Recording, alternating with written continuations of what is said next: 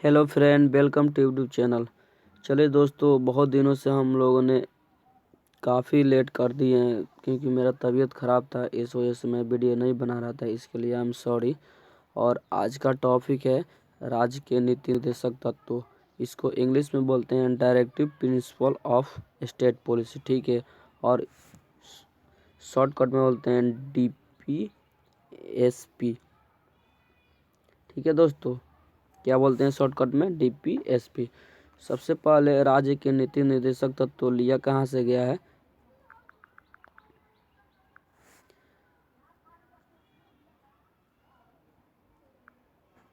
यह आयरलैंड के संविधान से लिया गया है, ठीक है। क्वेश्चन पहले हर एक एग्जाम में पूछ रहा है आजकल कि राज्य के नीति निर्देशक तत्व कहाँ से लिया गया है, तो आयरलैंड के संविधान से लिया गया। और आयरलैंड के संविधान ने इसे कहाँ से लिया है? तो स्पेन से लिया है, ठीक है दोस्तों। हम लोगों ने 2 क्वेश्चन कंप्लीट कर लिए। चलिए आगे बढ़ते हैं।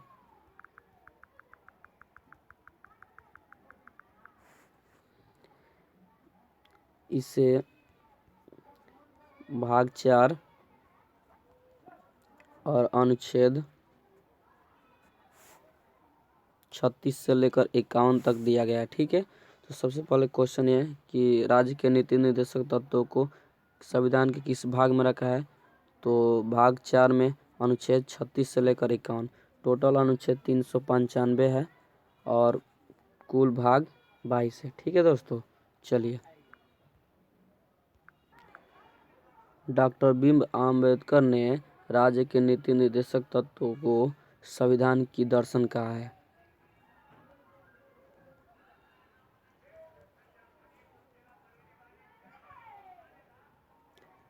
सबसे पहले क्वेश्चन ये हाल ही में एनटीपीसी में क्वेश्चन पूछा है कि राज्य के नीति निर्देशक तत्वों को संविधान की दर्शन किसने कहा है? तो डॉक्टर भीमराव अंबेडकर, ठीक है। इस तरह से भी क्वेश्चन पूछ सकता है कि सब डॉक्टर भीमराव अंबेडकर के अनुसार संविधान की दर्शन किसको कहा जाता है? तो राज्य के नीति निर्देशक तत्वों को, ठीक है। जितने भी अनुच्छेद है जो 36 से लेकर 51, यह 3 तरह का अनुच्छेद है। पहला गांधीवादी,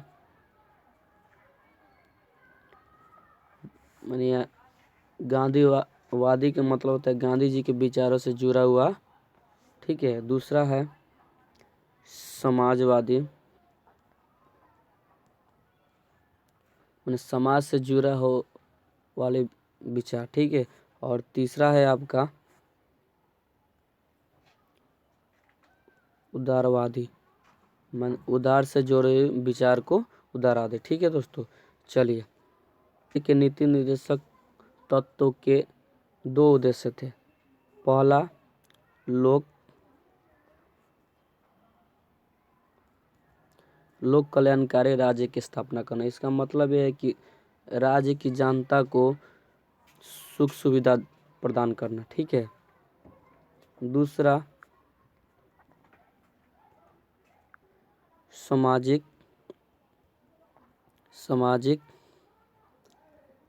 आर्थिक लोकतंत्र की स्थापना करना, ठीक है। राज्य के नीति निर्देशक तत्वों के 2 उद्देश्य कौन कौन? लोक कल्याणकारी राज्य की स्थापना करना, दूसरा सामाजिक आर्थिक लोकतंत्र की स्थापना करना, ठीक है दोस्तों। चलिए हम विभिन्न अनुच्छेदों को बारी बारी से पढ़ते हैं और उसके बारे में जानते हैं, ठीक है। आर्टिकल 36 राज्य के नीति निर्देशक तत्वों की परिभाषा की बात करता है। परिभाषा की, तो 36 क्या कहता है कि राज्य के नीति निर्देशक तत्वों की परिभाषा की बात करता है, ठीक है। और 37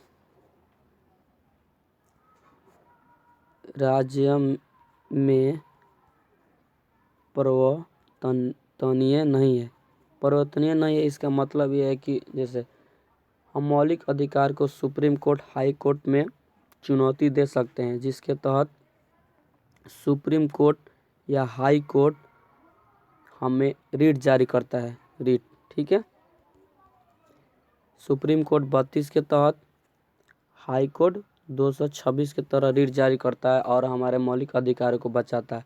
लेकिन राज्य के नीति निर्देशक तत्वों को हम सुप्रीम कोर्ट या हाई कोर्ट में चुनौती नहीं दे सकते। आई होप कि आर्टिकल 37 आप समझ चुके हैं।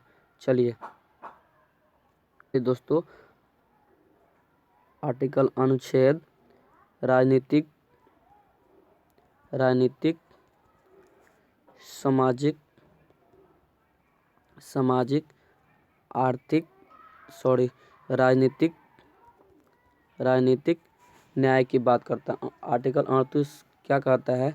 राजनीतिक, सामाजिक और आर्थिक न्यायालय की बात करता है। ठीक है दोस्तों, चलिए आर्टिकल 39 को पढ़ते हैं।